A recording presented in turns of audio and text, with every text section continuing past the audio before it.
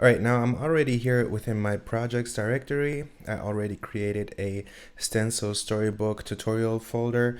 And in here, I'm just gonna say npm init stencil. So let's just initiate a new stencil project.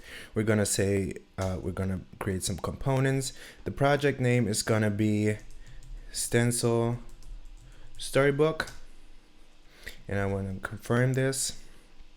Now I'm going to cd into this project right here, and I'm gonna open it up in VS Code by typing in code period. And in here, I'm gonna open up the terminal. First of all, I'm gonna install all of my npm packages and say npm I. So now I got this node modules folder here, and so I got stencil initiated.